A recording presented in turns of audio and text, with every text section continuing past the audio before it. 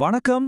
இந்திய அரசியலையே பலவிதங்கள்ல ஆழமா மாத்தியமைச்ச ஒரு மாநிலம்னா அது கண்டிப்பா குஜராத் தாங்க. ஆரம்ப காலத்துல ஒரு கட்சியோட முழு கட்டுப்பாட்டுல இருந்த ஒரு மாநிலம் எத்தனையோ சமூக மாற்றங்களை கடந்து இன்னைக்கு இன்னொரு கட்சியோட மாபெரும் அரசியல் கோட்டையா எப்படி உருமாறி இருக்குன்னு தெரிஞ்சுக்கணுமா? அதை பத்தின ஒரு ஆழமான அலசல் தான் இது. வாங்க இந்த சுவாரஸ்யமான அரசியல் பயணத்தை தொடங்கலாம். இன்னைக்கு நம்ம குஜராத் அரசியல ஒரு 5 முக்கியமான காலகட்டங்களா பிரிச்சு பார்க்க போறோம்.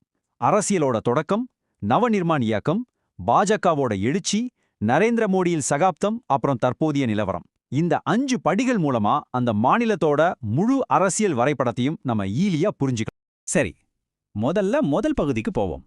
குஜராத் அரசியலோட ஆரம்ப காலம் எப்படி இருந்துச்சுன்னு பார்த்தா தான் இன்னைக்கு இருக்கிற நிலைமையை நம்மால முழுசா புரிஞ்சுக்க முடியும். 1960கள்ல குஜராத் மாநிலம் உருவானப்போ அங்க காங்கிரஸ் கட்சி தாங்க ராஜா. மாநிலத்தோட முதலமைச்சரான ஜீவ்ராஜ் நாராயண் மேத்தா போன்ற தலைவர்களோட ஆளுமையில காங்கிரஸ் அங்க ஒரு அசைக்க முடியாத சக்தியா இருந்துச்சு.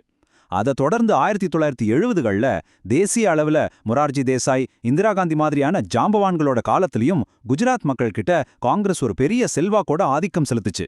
சொல்லப்போனா எதிர்க்கட்சிகளுக்கு அங்க பெரிய அளவுல இடமே இல்லைங்கிற மாதிரி ஒரு நிலைமைதான் இருந்துச்சு.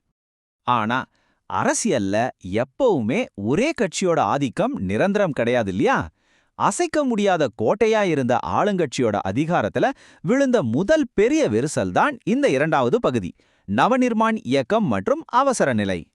திடீர்னு பார்த்தா குஜராத் முழுக்க மக்கள் கொந்தளிக்க ஆரம்பிச்சிட்டாங்க. முக்கியமா ஊழல் மற்றும் விலைவாசி உயர்வுக்கு எதிரா மாணவர்களால் ஆரம்பிக்கப்பட்ட நவநிர்மாண் இயக்கம் ஆளுங்கட்சிக்கு ஒரு மிகப்பெரிய சவாலா உருவெடுத்து ஆட்சியே ஆட்டங்காண வச்சிடுச்சு.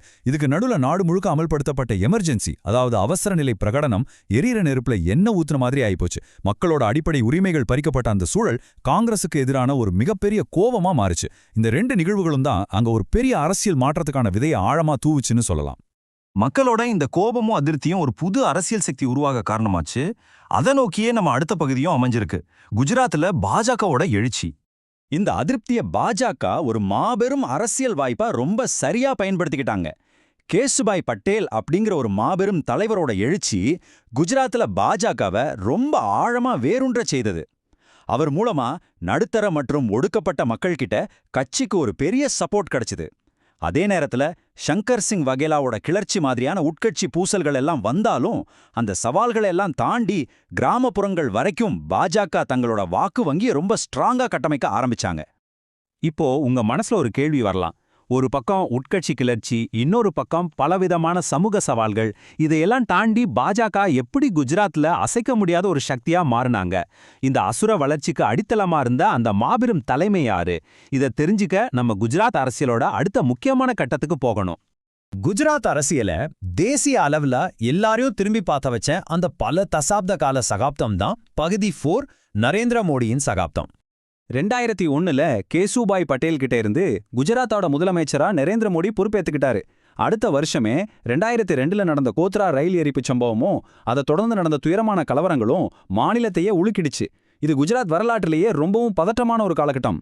ஆனா இந்த நெருக்கடியான சூழ்நிலைகளுக்கு பிறகும் பாத்தீங்கன்னா அடுத்தடுத்து நடந்த எல்லா தேர்தல்கள்லையும் நரேந்திர மோடி தலைமையிலான பாஜக தொடர்ச்சியான வெற்றிகளை பதிவு செஞ்சு தங்களுடைய அரசியல் ஆதிக்கத்தை ரொம்ப வலுவா நிலைநிறுத்தினாங்க.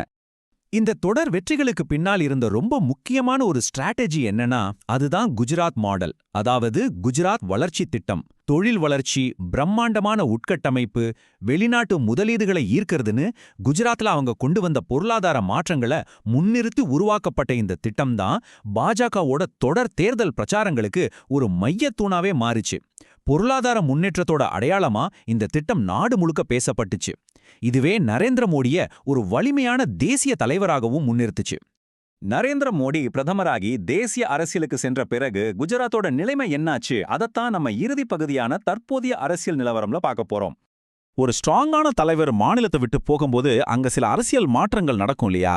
நரேந்திர மோடி பிரதமரான பிறகு முதல்ல ஆனந்திபென் பட்டேல் குஜராத்தோட முதலமைச்சரா பொறுப்பேற்றாங்க. அதுக்கப்புறம் சில அரசியல் சூழ்நிலைகள், மக்கள் போராட்டங்கள் காரணமா ஆட்சி தலைமை விஜய் ரூபானிக்கு மாற்றப்பட்டுச்சு. இந்த தொடர் தலைமை மாற்றங்கள் குஜராத் அரசியல்ல புது சவால்களை உருவாக்குனதோடு எதிர்க்கட்சிகளுக்கு ஒரு சின்ன நம்பிக்கையையும் கொடுத்துச்சு. இந்த காலகட்டத்துல மாநில அரசு மிகச் சவாலான 2 சமூக எழுச்சிகளை சந்திக்க வேண்டியதா போச்சு. ஒன்னு, கல்வியிலையும் வேலைவாய்ப்புலையும் இடஒதுக்கீடு கேட்டு ஹர்திக் பட்டேல் தலைமையில நடந்த மாபெரும் படிதார் சமூக போராட்டம். மற்றொன்று, ஒடுக்கப்பட்ட மக்களோட உரிமைகளுக்காக ஜிக்னேஷ் மேவானி தலைமையில தீவிரமா எழுந்த தலித் மக்கள் இயக்கம். இந்த 2 சமூக போராட்டங்களும் குஜராத்தோட அடித்தட்டு அரசியலையே ஆட்டங்காண வச்சதோடு ஆளும் பாஜக அரசுக்கு மிகப்பெரிய சவாலாவும் உருவெடுத்துச்சு. இந்த சமூக போராட்டங்கள் ஒரு பக்கம் இருக்க, தேர்தல் களமும் செம சுடுபிடிச்சுச்சு. ஆளுங்கட்சிக்கு எதிரான இந்த சூழ்நிலையை சரியா பயன்படுத்தி ராகுல் காந்தி குஜராத்ல ரொம்ப தீவிரமான ஒரு தேர்தல் பிரச்சாரத்தை முன்னெடுத்தாரு. பல வருஷங்களுக்கு பிறகு காங்கிரஸ் கட்சி அங்க ஒரு மிக வலுவான சவாலை கொடுத்துச்சு. இதோட முடிவு என்னாச்சுன்னா, பாஜக மறுபடியும் தேர்தல்ல ஜெயிச்சு ஆட்சியை தக்க வச்சுக்கிட்டாலும் முந்தைய தேர்தல்களை விட அவங்க ஜெயிச்ச தொகுதிகளோட எண்ணிக்கை கணிசமா குறைஞ்சுது. காங்கிரஸ் கட்சி ஒரு குறிப்பிடத்தக்க முன்னேற்றத்தை காட்டினாங்க. அரசியல் ஆட்டத்தோட உச்சக்கட்ட பரபரப்பு சட்டமன்ற தேர்தலோட முடியலைங்க. ராஜ்யசபா தேர்தல்ல நடந்த ஒரு மாபெரும் அரசியல் நாடகம் வரலாற்றிலே ரொம்ப முக்கியமானது. அமித்ஷா, ஸ்மிருதி இரானி மாதிரியான தலைவர்கள் களத்துல இருக்க, காங்கிரஸ் கட்சியின் மூத்த தலைவர் அகமது பட்டேலுக்கும் காங்கிரஸ்லிருந்து விலகி பாஜகவுல சேர்ந்த பல்வந்த் சிங் ராஜ்பூத் இடையில ஒரு கடுமையான பலபரீட்சை நடந்துச்சு. எம்எல்ஏக்கள் விலைக்கு வாங்கப்படுறத தடுக்க அவங்கள பாதுகாப்பா ரிசார்ட்ல தங்க வச்ச பரபரப்புகளுக்கு நடுவுல அகமது பட்டேல் மிக குறுகிய வித்தியாசத்துல வெற்றியை பதிவு செஞ்சாரு. இது குஜராத் அரசியல்ல ஒரு மறக்க முடியாத சீட்டேஜ் த்ரில்லராவே அமைஞ்சது. இவ்வளவு கடுமையான சவால்களுக்கு மத்தியிலையும் எக்ஸிட் போல்ஸ், அதாவது வாக்குப்பதிவுக்கு பிந்திய கருத்து கணிப்புகள் என்ன சொல்லுச்சு தெரியுமா? Times now, India today, republic மாதிரியான முன்னணி ஊடகங்கள் எல்லாமே கடும் போட்டி நிலவினாலும் பாஜக தான் அவங்க கோட்டையை தக்க வச்சுக்கோன்னு கணிச்சாங்க.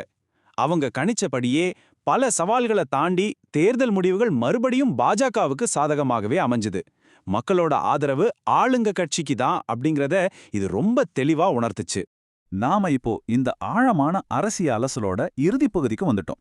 காங்கிரஸ் ஆதிக்கத்துல தொடங்கி பல சமூக போராட்டங்களை கடந்து இன்னைக்கு பாஜகவோட அசைக்க முடியாத கோட்டையா குஜராத் எப்படி மாறியிருக்குன்னு ரொம்ப தெளிவா பார்த்தோம். ஆனா இது நம்ம முன்னாடி ஒரு பெரிய கேள்வியை வைக்குது.